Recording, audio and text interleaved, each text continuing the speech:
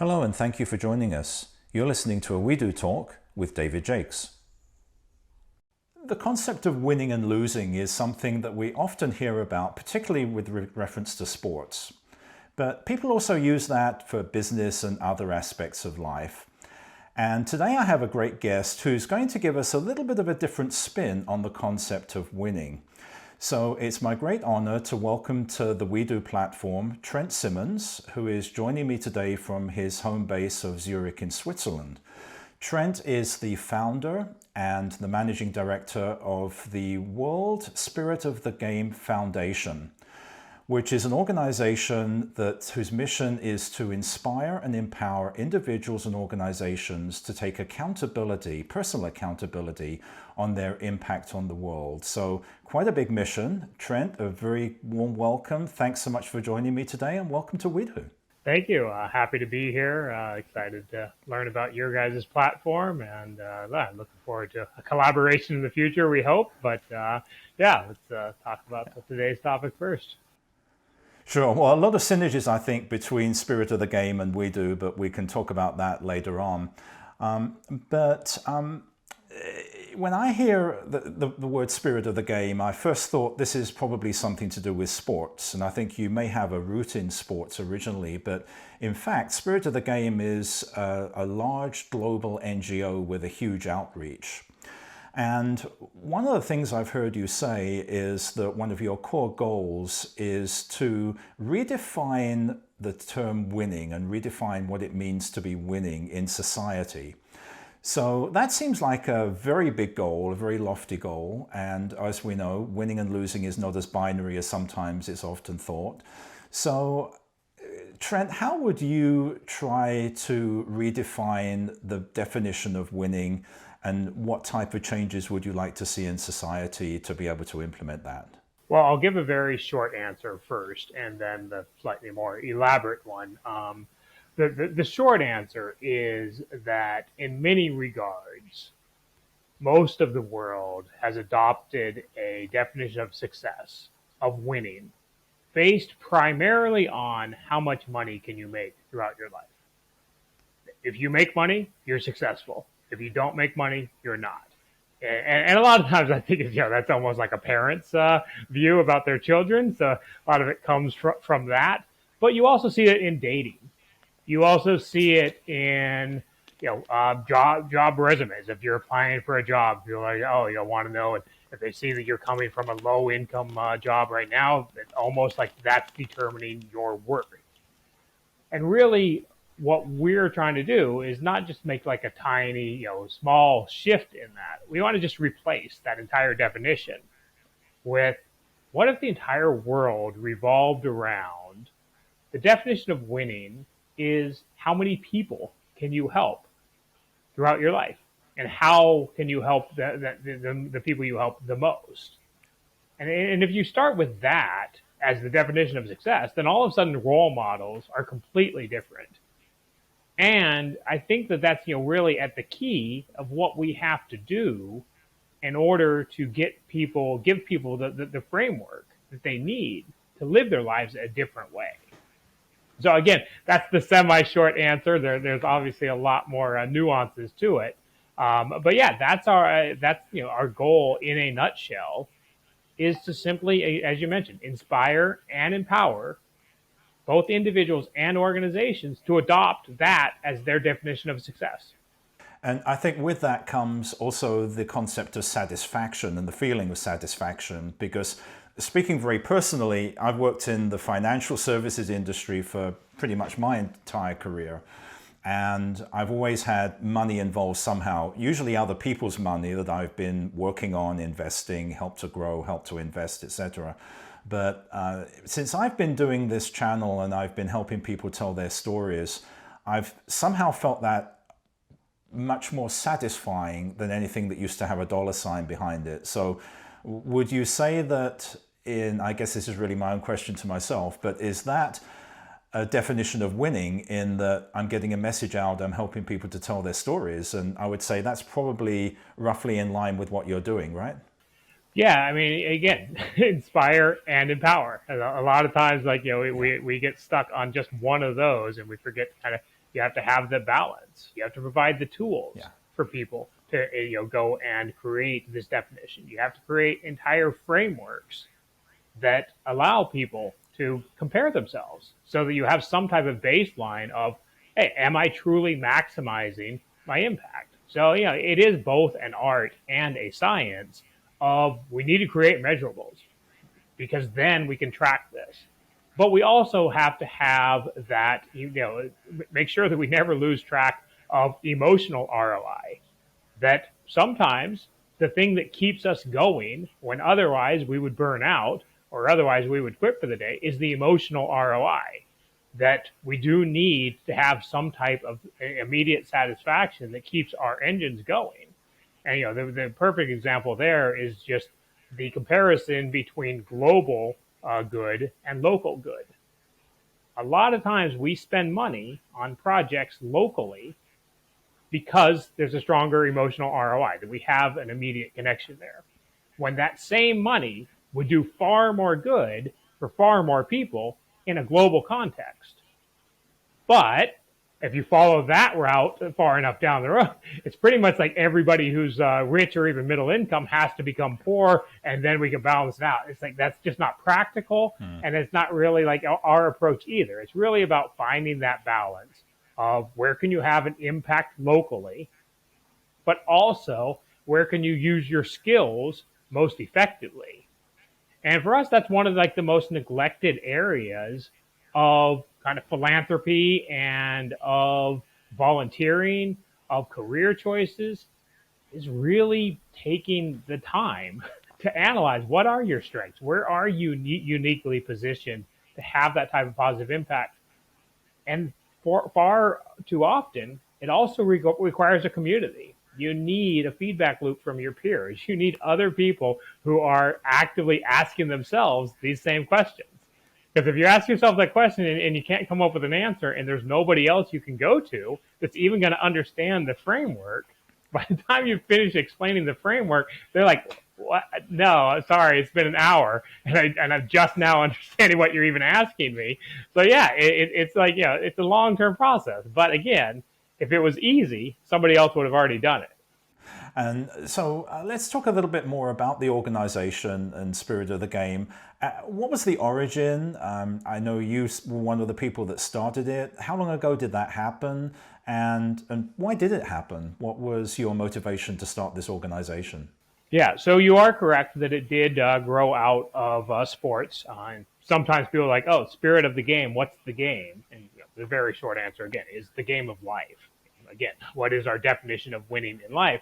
But yeah, it grew out of it actually from the sport of ultimate frisbee. That's my background. I was a very passionate ultimate frisbee player, and I am assuming most of your audience being in the U.S., they know the sport, but I'll go ahead and explain it for the global audience who frequently don't know what the sport is. That it's a field sport like soccer, football, but instead of kicking a ball, you're passing a frisbee. So it's a team sport, and it's usually played 7-on-7 on a championship-sized field. So a lot of similarities to, again, the global sport of football.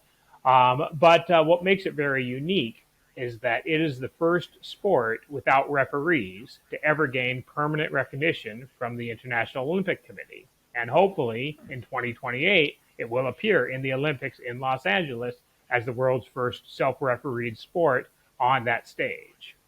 And that's really kind of that comparison because, my first NGO that I started in 2014 was an ultimate frisbee nonprofit that originally was just, hey, let's spread the sport because more people that are playing the sport, they're going to have an opportunity to pick up some of these life lessons, and that will have some type of positive impact on the world. Very quickly, it became much more about not just that we were introducing a new sport, but simply we were introducing a new approach to sports. And I'll give one example, one of my favorite examples of when we did a training in Albania. Nobody in the country had ever heard of the sport before, pretty much. We trained 400 physical education teachers in less than 2 weeks, and 90% of them said, this sport will not work in our country. Our kids can't handle self-refereeing. And we just gave them two answers. One is, okay, we're not trying to convince every kid in the world to immediately adopt self-refereed sports. We simply want to provide an alternative to the kids that already are looking for that. They're looking for a different type of sporting culture that is based on mutual respect, that is based on personal accountability. And then the second answer, once we got to know them a little bit better, is, okay, the fact that none of you think this is going to work here probably means we need to try, right? And they would all go like, yeah, that's a very good point, because if we don't try this, like, what is going to change in our culture? And now it's the same thing for society at large. If somebody asked me, how do you convince a CEO to take their company in a more impactful direction? And my answer was, we don't. Right now, we have no interest in convincing anybody, because there's already far too many people in the world who have convinced themselves, who are out there looking for that, but simply don't know how. Because we do not get taught, usually around the dinner table, how, when we're growing up as kids, unless our parents are active in the field, how we can have a positive impact on our society. We don't get taught this by our high school guidance counselors. Never once did this come up in topic. We go to universities and we get taught, the courses, obviously, that will give us a good paying job with some type of liberal arts education mixed in there, but never with that specific lens of figure out your core strengths and how you can use that to have an impact while still making a decent living. So people just, they're not getting it. They're certainly not getting it when they go to get an MBA. And, if you're not having a community around you that engages in these conversations, you really don't ever have this type of opportunity to go out there and figure this out. So that's all we're doing right now. Stage one, simply connect with as many people as we can who have already convinced themselves, and build a massive global community so that all of these people can support each other. Yeah. And one of the things that you say is something that I've said for many, many years now with educational systems, elementary, primary school for kids, whatever country you're in, it's really about teaching the subject, not the basis of how to be a good citizen, which is really a lot of the things you're touching on. And that is something that is not in the textbook and not that you can teach in the textbook. So great that you're doing this at this level. So Trent, to talk a little more about the principles of the organization, you work on 5 core principles, I believe. Would you tell me a little bit about the core principles of Spirit of the Game? Yeah, so the first is personal accountability. Just take accountability for your actions, for your thoughts, for your words. Just think about the impact that you're having on the people around you, on the systems. Are you making problems better? Are you making them worse? Whether we're talking in a work context, an interpersonal relationship context, in a parenting context, regardless, that's number one. Just think about your actions and take accountability. Don't be a victim, and don't go blaming people. Our second core principle is be continuously introspective. Because again, a lot of people, they'll make kind of like a life plan, and even the ones who do factor impact on society into their career planning, if they don't regularly re-examine their priorities, they might find themselves excelling in a field that doesn't actually matter to them personally anymore. So, and that's where you get disconnect, where you get burnout, where you get people who are highly successful and still dissatisfied and don't know why. And it's because they haven't gone back and gone through that continuous introspection process. Our third core principle is be actively non-judgmental. And really that's about just starting any type of interaction with another person through the lens of you have no idea what that person has been through in their life. You don't know where they're coming from. Mm-hmm. Maybe you know them really well, but even then, you don't know the thoughts going on. You don't know maybe what internal struggles they have going on. You don't know how their last interaction with a person who talked or looked or dressed like you went. So again, you just don't know. So first, start with that. I'm going to be actively non-judgmental. I'm not going to rush to judgment, because it's like there's some people in the world that they can't wait to get a complaint out before the time to complain has expired. It's like, no, this is not how you should be interacting with your fellow human beings. Our fourth principle is unpack conflict calmly. And it's quite similar, but it's really, again, just about understanding the context of the entire issue, the problem, and that there's going to be a lot of different layers.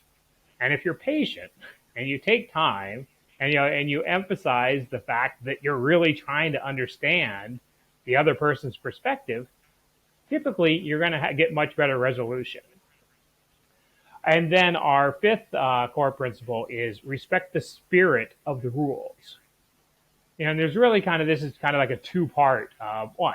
One is the people who go through life trying to use the rules, the laws of society to take advantage of other people.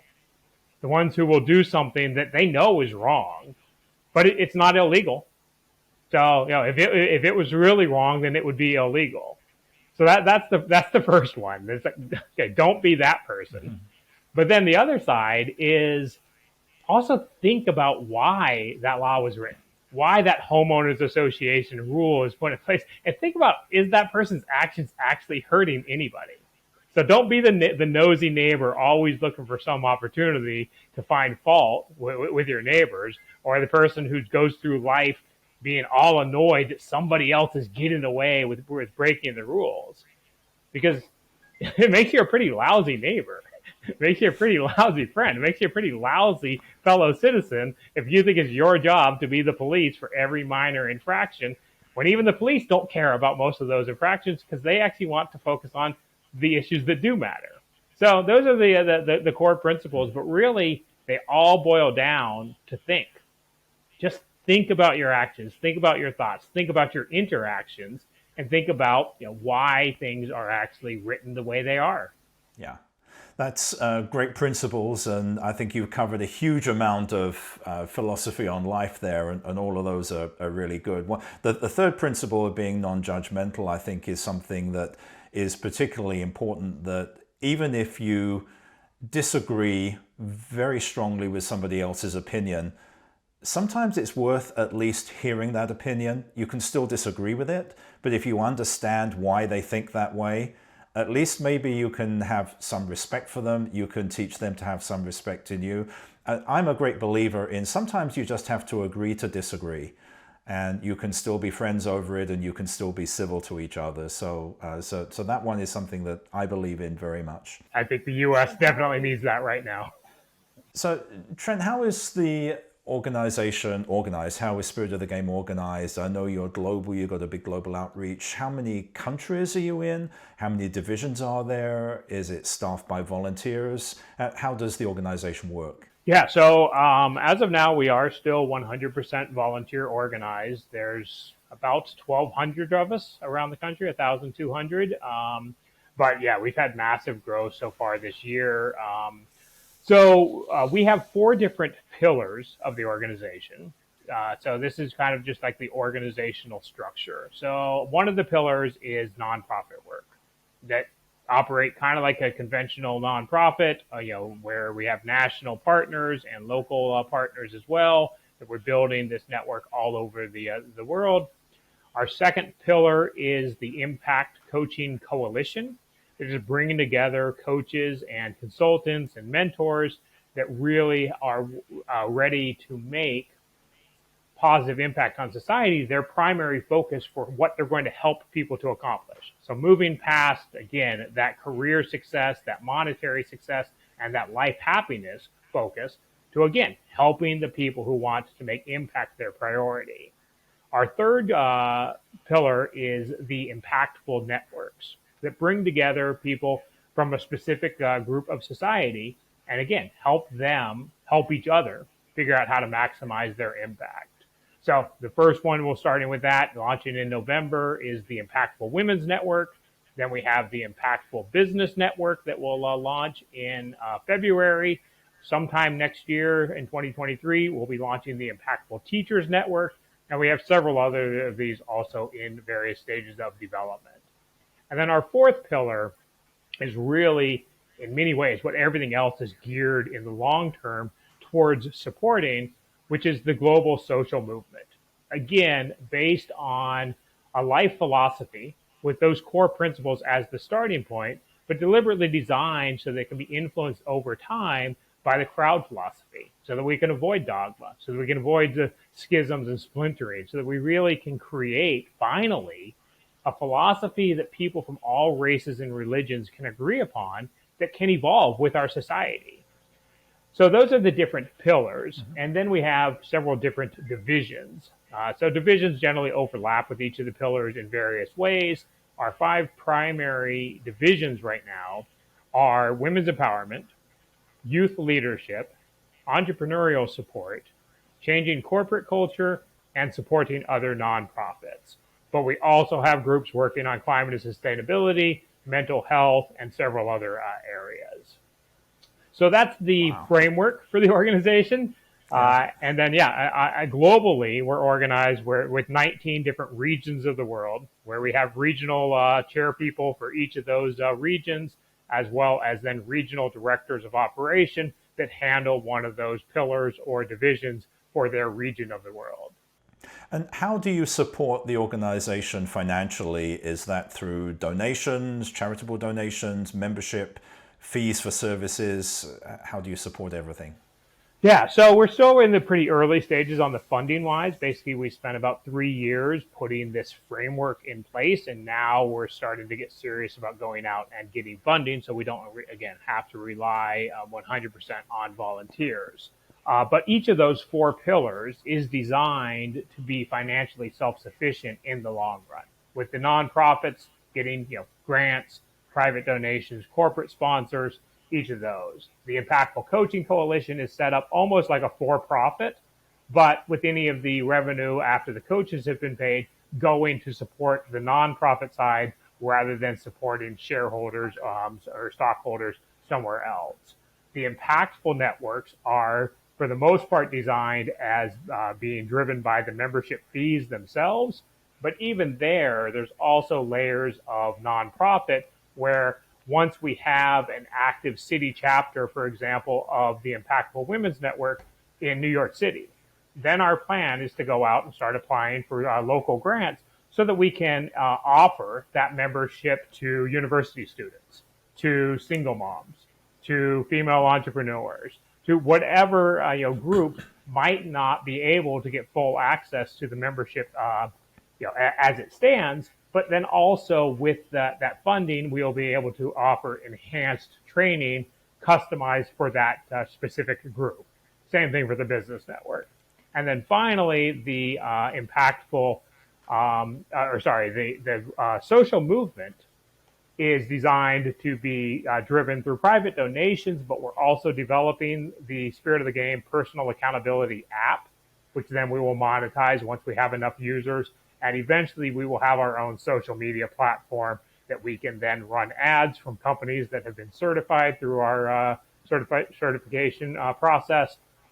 So there's all the different levels because, again, it's a massive undertaking and a massive organization. And we're a nonprofit at our core, but we're very determined to not operate in what we call beggar mode of please give us some money so that we can do some good.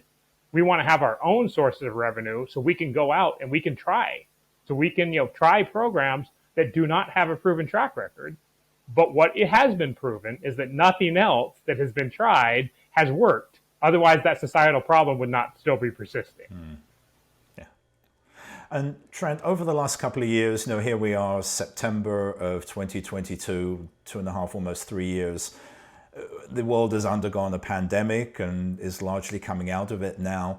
Would you say that the mindset of a lot of people has shifted as a result of the pandemic? People have become maybe a little more introspective, a little more entrepreneurial, or open to new things. Would you say that the pandemic has maybe helped Spirit of the Game?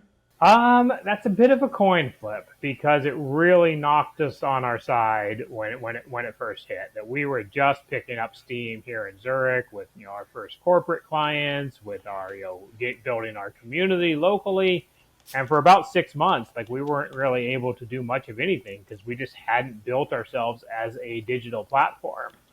But yeah, it did help.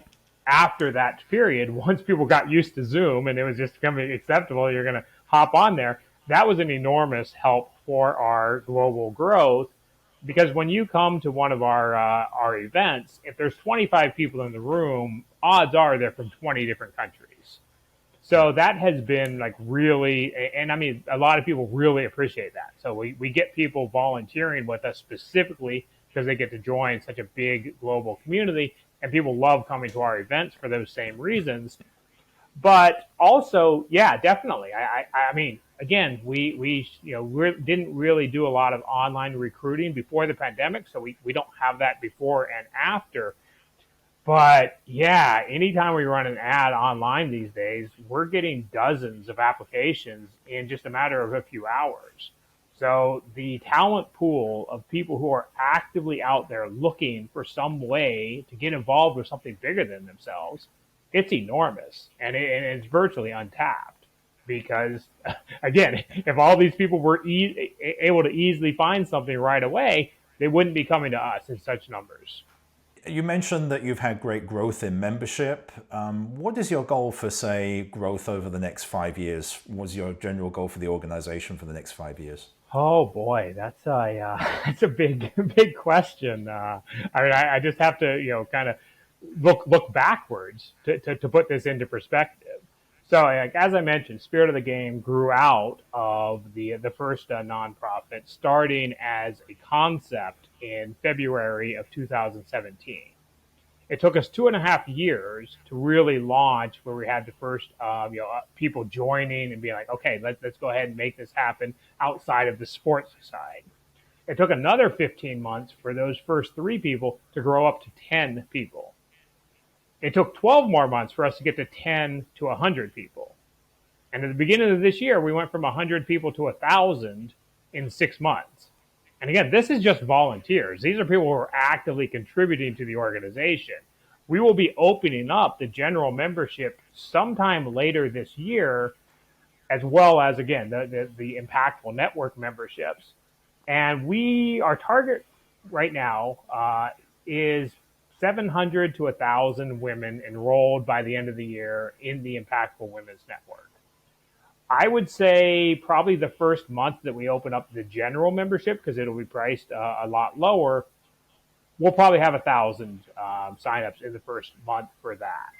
And then basically, I would say you probably can multiply that by 10 for each year after that. Maybe not for 5 years, maybe only for 4 years. So if you're sitting at home and have your calculator in front of you, if we have 1,000 people in the first month, after a year, we should have 10,000 people. So end of 2023, I would anticipate we have 10,000 general members. End of 2024, we should have about 100,000. 2025, I think we're hitting 1 million. At that point, who knows? Maybe it takes off and it goes even faster. Maybe it slows down. So let's just say by the end of 2026, somewhere between 2 million and 10 million members would be kind of what we anticipate based on the trajectory we're seeing right now. Great, thanks. And let's keep in touch. And I'd love to come back and maybe ask you in a year or two, how are those numbers going? And I think you're going to have some great growth. I have that sense anyway.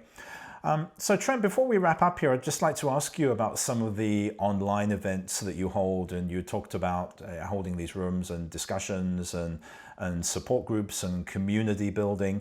I know you've got what you call the Global Community Dialogue Day coming up in October. Would you tell us a little bit about that?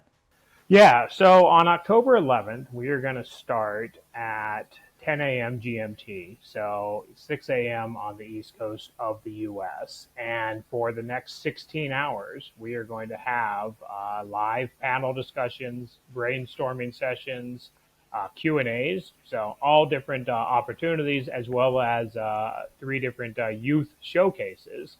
It's broken up into 3 different sessions. The first session is on creative impact.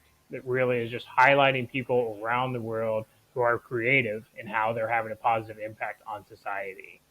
The second session is on climate and sustainability. As one of our newest divisions, we wanted to give our global team for that opportunity to just highlight their work, but again, bring in and showcase some of the people, for example, who are having a positive impact as an entrepreneur, clean tech, creating new technologies, women in climate and sustainability, the ones that are really having that type of outsized impact.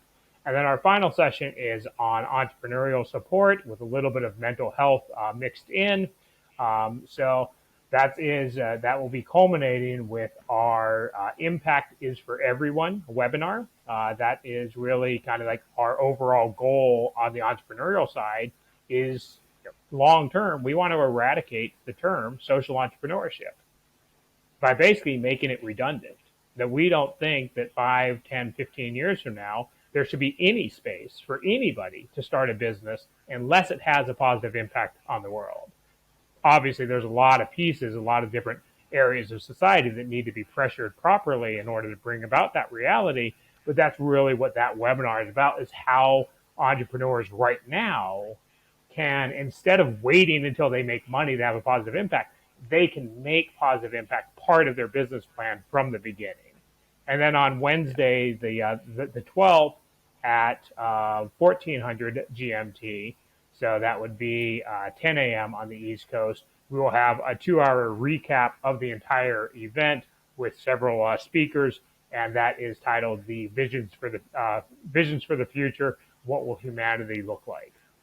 And is that event open to the general public, or do you have to be a member to be able to participate? No, that is open to the general public. We're debating right now if we're going to add a donate button, but it will be free to get in. There might be an option for you to donate. We haven't decided that yet, but yeah, you'll be able to go to our homepage on LinkedIn and, of course, on our website, spiritofthegame.org.